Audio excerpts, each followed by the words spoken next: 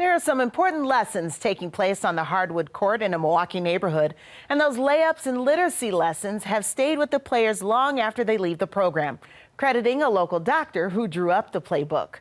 1036 producer Scottie Lee Meyers takes us to the Silver Spring Neighborhood Center.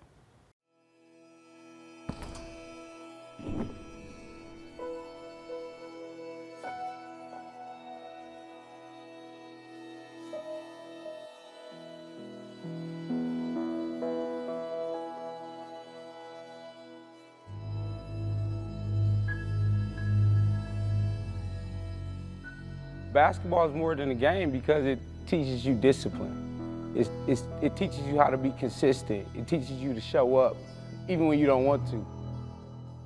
I think it was more than a game for us because we kind of built a family, you know, a familyhood, a brotherhood. It gave me an outlet. I feel like it kept me out of trouble. When Derwin Quinn heard that we were interviewing former players of the Northcott Hoyas basketball team, he wasn't going to be left out of the lineup and miss an opportunity to talk about Dr. Charles Waysprin, the physician and coach teaching those life lessons. I flew all the way up here from Brandon, Mississippi solely for this interview. You know, I booked me a ticket, I came today, and I leave tomorrow morning. This is the only reason I'm here. This program means a lot to me. I miss it. Talk to my kids about it all the time. Whoa! Bro, he said he in Brandon, Mississippi.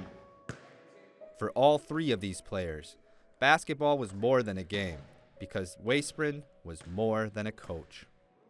He was always in our corner, and like we respected him as as a father figure. And so, you know, sometimes it took a lot for him to kind of tame us and keep us under control. You know, a bunch of kids from the, you know, inner city, and we was reckless at times. Stern for sure, but I think he just requires a lot from his players because he gives a lot to his players.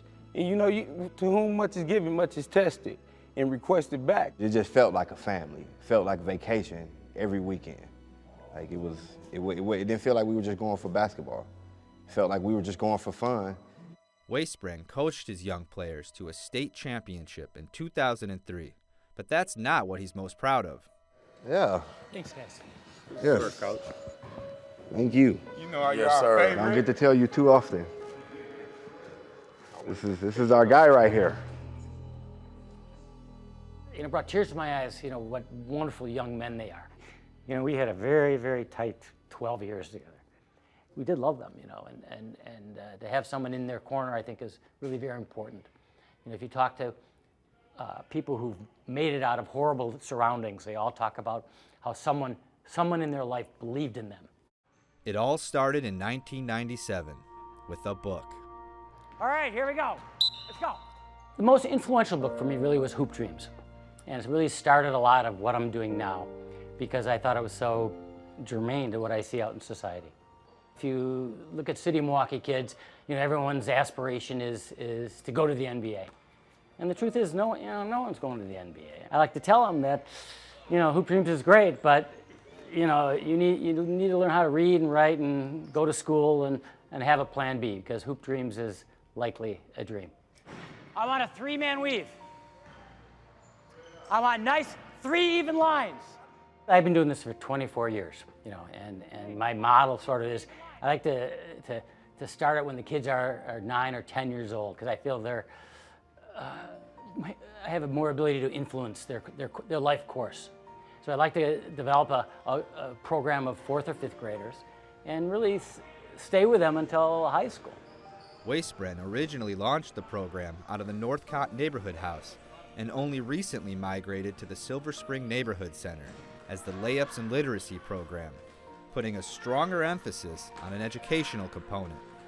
The center's executive director says it's been a welcome addition to the West Lawn community. I think the thing that separated his program is that he came in, number one, he came in knowing basketball. He knew the game and he knew what it meant to community and to be competitive. He knew it on all levels, but he came in with a goal of driving academics, which sometimes doesn't always follow the court, right? Okay, we're on chapter 4, Straighten Up Patty. Go ahead, Michael. She said this time, all the time, drove me crazy. With Silver Spring All-Stars, I have a formal literacy program an hour before practice, So, I think it's very important for them to experience books. And it's a lot more than just teaching literacy, though, because there's a lot of stuff going on in the classroom. And we talk about anger management, we talk about risk versus benefit choices, we talk about conflict resolution. We'll see if he got something to say to me. Go sit. Kendall Morris enjoys reading as much as he likes hitting step-back threes.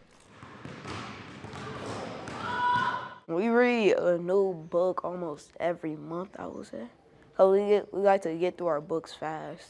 He'll ask us questions from the last time we read the book, and we'll be talking about, like, how do you feel about what he did or something like that. Gerald Robinson enjoys reading as much as he likes a tough drive to the bucket.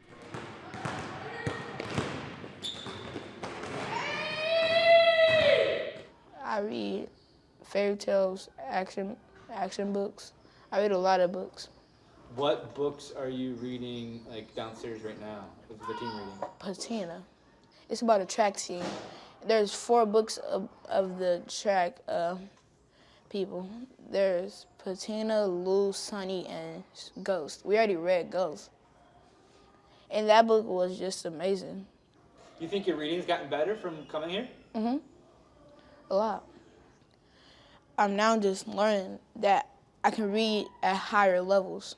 I didn't know that before until I came here. It's just a wonderful thing to be able to continue parenting, when your grown kids are out of the nest.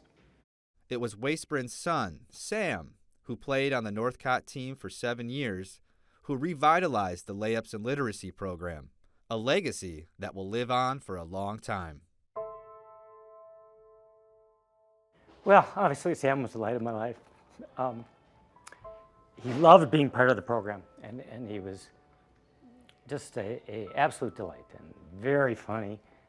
Continuing to do the program reminds me of my son, Sam, as well.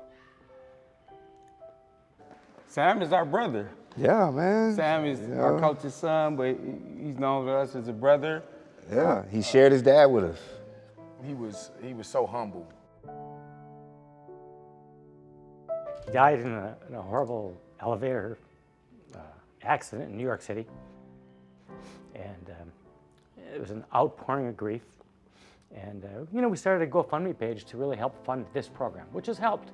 I've always paid for everything myself, but having the extra funds, I'm able to hire, Milwaukee Public School teachers to help me with the literacy program. The teachers were uncomfortable coming in during COVID. I've sort of self-taught myself how to teach literacy, from the teachers.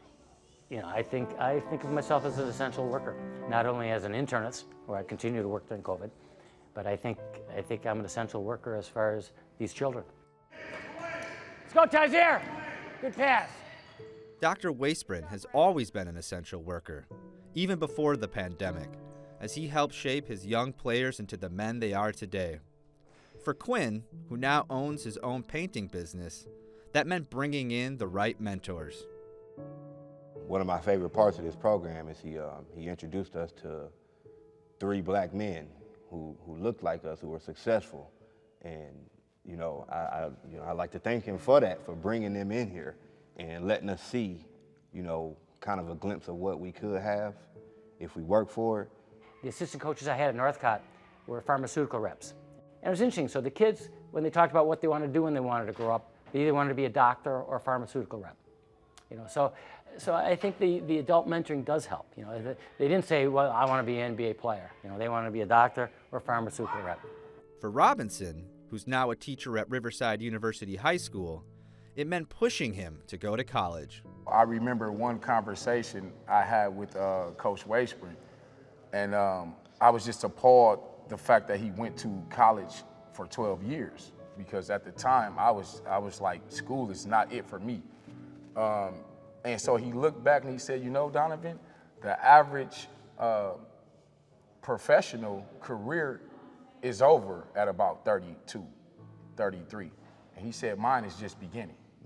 And I can do that up until I'm retired. I don't think I would have ever, went to college or even thought about college if it wasn't for that conversation that I had with the coach. And for Kraft, who earned an MBA from Cardinal Stritch University and now works with youth at Obama High School, it was about being exposed to everything life has to offer. I always say, if you have someone trapped inside of a room with no windows, the imagination is usually pretty small. But then you put some windows on that room, then you're able to see a little bit more. But when you're able to get out that room, then you're able to see a lot more. And that's what Coach did for us. As his current players stand by to hear the alumni talk about everything they've gained from the game, Waysprin hopes they're listening closely and will follow in their footsteps.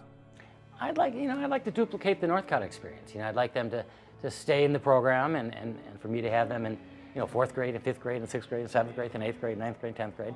I'd like them to have learned skills to allow them to graduate high school and learn skills to go on to college. Come on, Izzy, finish it, go hard! And I use basketball as the carrot. I know basketball is a huge draw, particularly in the city of Milwaukee. A lot of it is about developing relationships. Them developing a relationship with me and me developing a relationship with them. Good finish, EJ. Go hard, though. Go hard. Milwaukee PBS. Our story is you.